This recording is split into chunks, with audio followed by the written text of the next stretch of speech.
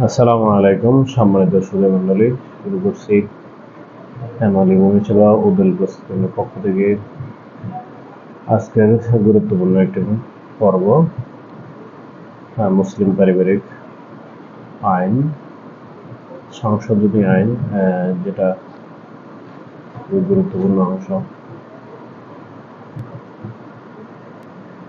শুরুতে বলে রাখি, আজকের বিষয় হচ্ছে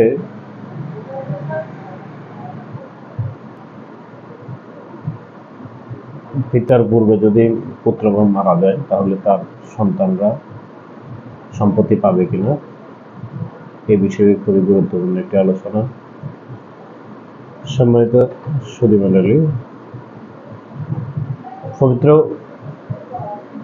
কোরআনে মুসলিম ধর্মের মুসলিম যে উত্তরাধিকার আইন, এই উত্তরাধিকারী আইনের সকল বিষয়গুলো সুস্পষ্টভাবে সন্নিবেশিত আছে। শুধুমাত্র মুসলিম সম্প্রদায়েরই এই উত্তরাধিকারী আইনটা পবিত্র ধর্মগ্রন্থে সুস্পষ্টভাবে লিখিত আছে, অন্য কোনো ধর্মের এই বিষয়গুলো এতটা সুস্পষ্ট নয়। ওই সুস্পষ্ট আইনেরই কিছু একটা অংশ মানবতার দিক বিবেচনা করে রাষ্ট্রপ্রধানগণ আইনটাকে কিছুটা সংশোধন করেছেন।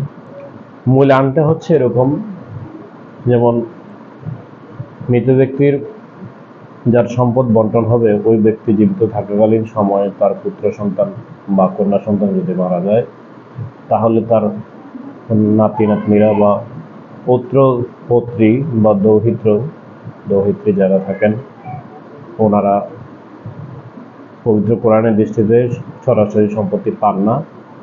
দাদা বা নানা, যিনি যার সম্পত্তিটা বন্টন হবে, ওই ভদ্রলোক জীবিত থাকাকালীন সময়ে ওসিয়ত দলিলের মাধ্যমে অথবা দানপত্র দলিলের মাধ্যমে তার যে প্রাপ্য হিস্সা, ওই অংশটুকু দিয়ে যেতেন, দেওয়া যাওয়ার বিধান ছিল। কিন্তু পরবর্তী সময়ে দেখা গেল যে ওই বিষয়টুকু, সম্পত্তিটা বন্টন করে মৃত ব্যক্তি মারা যাওয়ার পরেই, যার সম্পত্তি বন্টন হবে, ওই ব্যক্তি মারা যাওয়ার পরে তার যে সন্তান মারা গেছে, তার নাতি ছেলে মেয়েরা ওই সম্পত্তি যথাযথভাবে পায় না।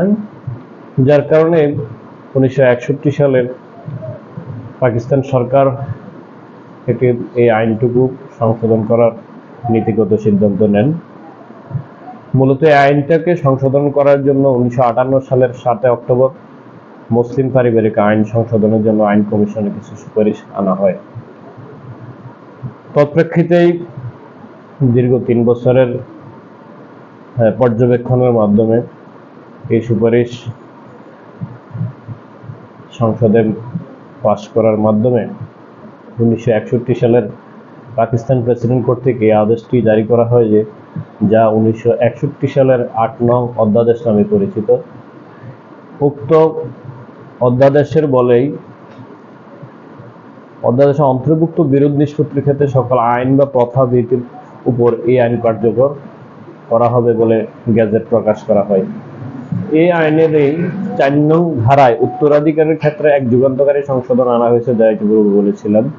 মুসলিম উত্তরাধিকারের লাওয়ারিশ প্রথাকে বাতিল করা হয়েছে এবং এই আইনে বলা হয়েছে, উত্তরাধিকারীদের মধ্যে সম্পত্তি বণ্টিত হওয়ার পূর্বে মৃত ব্যক্তির কোনো পুত্র বা কন্যার মৃত্যু হলে উত্তরাধিকারীর মধ্যে সম্পত্তি বণ্টিত হওয়ার সময় ওই পুত্র বা কন্যার সন্তানাদি যদি জীবিত থাকে, তাহলে ওই মৃত পুত্র বা কন্যা বন্টনের সময় জীবিত থাকিলে যেরকম পরিমাণ সম্পত্তি পেতেন, তার সমপরিমাণ তার সন্তানাদি সমষ্টিগতভাবে অনুরূপ অংশের মালিক হবে।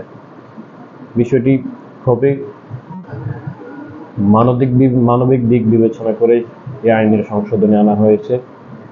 তৎসময়ের পরবর্তীতে যদি কেহ মারা যান এরকম, তাহলে অবশ্যই এই আইনের অধীনে, আইনের প্রবলে ওনারা ওই মৃত ব্যক্তির নাতি নাতনিরা, পুত্র পৌত্রী, দৌহিত্রী যারা থাকবেন, তারা ওইভাবে সম্পত্তির মালিকানা পাবেন। বর্তমান সমাজে আমরা প্রায় সময় দেখতে পাই, অনেক সময় আইনের তোয়াক্কা না করেই সমাজের মোরাল শ্রেণী যারা আছেন, তারা এই বিষয়টাকে লাওয়ারিশ প্রথা হিসেব করে ওই মৃত ব্যক্তির সন্তানদেরকে সম্পত্তি দিতে চায় না। এখন যদি কোনো ব্যক্তি ভিকটিম যারা এই ধরনের সমস্যায় পতিত হন, তারা যদি আইনের আওতায় আইনের সুযোগ নিতে চান, সেবা নিতে চান, তাহলে অবশ্যই আইনের অধীনে আপনারা সম্পত্তি প্রাপ্ত হবেন। এটা নিঃসন্দেহে বলা যায়, নিশ্চিত করে বলা যায়।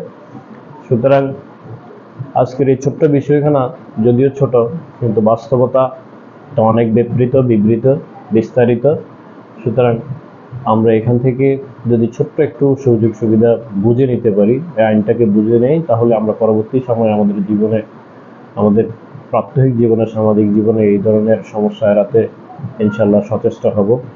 তো ধন্যবাদ। আজকের আলোচনা এই পর্যন্ত থাকলো। পরবর্তীতে দেখা হবে আর অন্য কোনো বিষয় নিয়ে, অন্য কোনো পরামর্শ নিয়ে। ভালো থাকবেন সবাই। আসসালামু আলাইকুম ওয়া রাহমাতুল্লাহ।